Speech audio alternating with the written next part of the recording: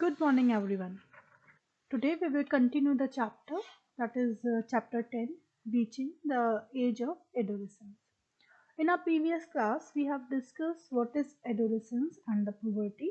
So, adolescence is a stage of physical and mental development that occurs between childhood and adulthood, whereas puberty that is the time when the child's body starts changing into an adult body. After that, we have discussed about the various changes that occurs in the body during puberty. These are the list of the changes. The first one is increase in height that we have discussed last day, change in body shape, voice changes, and increased activity of sweat and sebaceous gland. Till here we have done in our previous video. So increase in height, we have seen that there is a sudden increase in the height during the time of puberty.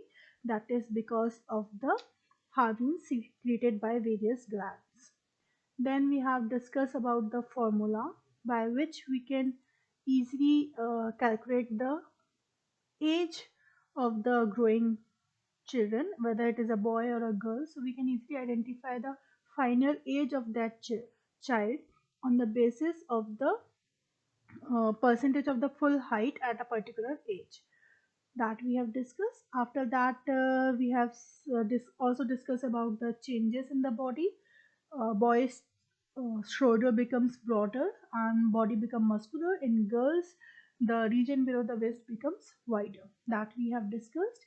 And we have also discussed about the Adam's apple, that is the voice box, the growing voice box in the boys, which can be easily seen as the protruding part, that is known as Adam's apple. Till here we have discussed.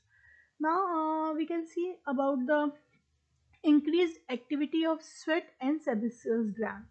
The secretion of sweat glands and sebaceous gland, that is also known as the oil glands.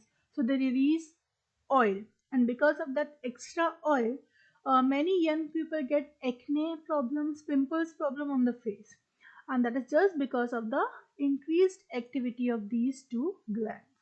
So we can overcome this problem just by washing the face again and again and use less amount of oil, because already the sebaceous gland is producing extra oil. After that, we have today we have to discuss about the development of sex organs, or we can say the development of secondary sexual characteristics in boys and girls. Secondary sexual characteristics and the primary sexual characteristics, these are the two different words. Primary sexual characteristics we can identify at the birth of the child. Whether the child is a boy or child is a girl, that can be easily identified at the time of the birth. But if we are talking about the secondary sexual characteristics, so that means the characteristics which we can identify by the outlook of the person. Okay, if it is a kid, suppose one boy and one girl is there and both are wearing the similar type of dress, similar type of hairstyle, similar type of makeup, everything is just similar to each other. So it will be very difficult to identify which one is a boy and which one is a girl. Okay, but if that is not a child, that is a grown up person. So if we are talking about a male and female, if both will wear the same type of dress, that time also we can easily identify which one is a boy and which one is a girl, just by the outlook of that person. So the characteristics by which we can easily identify the person, that is known as secondary sexual characteristics. Okay, so what are these secondary sexual characteristics? Just have a look. If you're talking about the boys, so what are the different characteristics which are developed in the boy during the puberty? Boys develop the heavier muscular body, wide shoulder and narrow hips. Already we have discussed that in the change in the body shape. Along with that, some other changes like enlargement of the voice box leads to the a much deeper voice, that is Adam's apple, that also we have discussed. So Adam's apple, that is the characteristic of boys only, not for the girls. So this is the point from which we can easily identify whether the person is a boy or a girl. Secondly, the maturation of testes and starts to produce sperms. Okay, sperms production start at that particular age. That is also the secondary sexual characters, though we cannot see that easily. But this is the biochemical changes that taking place inside the body. Another thing which we can easily see, that is the growth of hairs on the chest.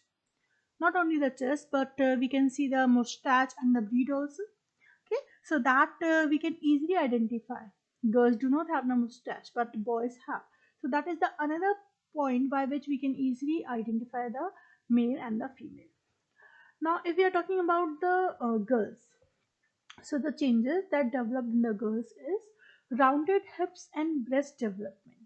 Okay, boys do not have this type of rounded hips, and breast are only present in the girls. So these two things we can easily identify that this person is a female.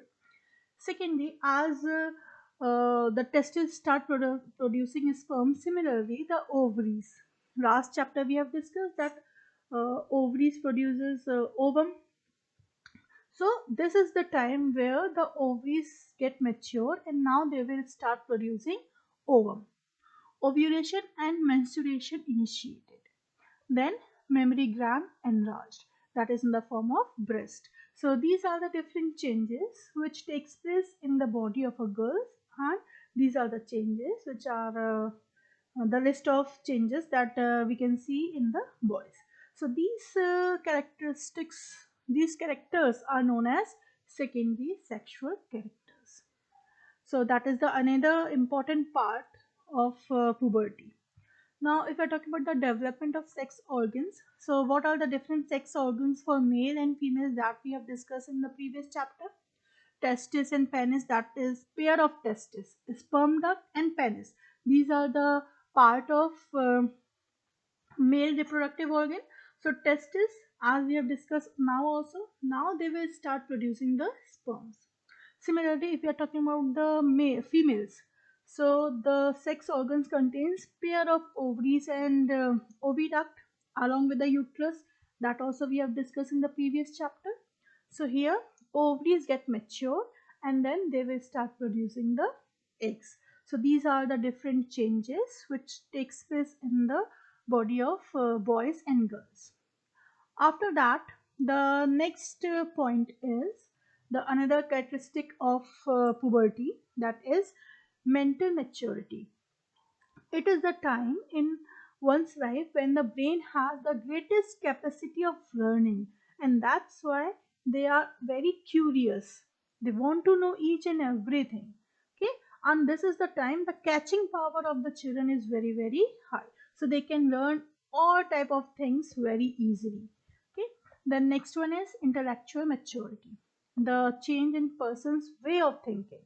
The person feels more independent than before and also becomes self-conscious, and that's why they do not want to listen their parents, elders or teachers. I am big enough, I can take my own decision, please don't tell me anything. Okay, this is the generally thinking of this time. They think that they know each and everything, they don't require the suggestions from the elders, but it is not so. Okay, we always need the suggestion from the more experienced persons. Okay, even at that age also we all teachers require the suggestion from our elders. So this is the generally thinking of teenagers. The next one is emotional maturity. A person may feel insecure while trying to adjust to the changes in the body and the mind. Here we can also have a point that peer pressure. You all are aware about that. So these are the mental maturity, intellectual maturity, and emotional maturity. They live in their own world. They live in their own thinking. They are dreaming full day.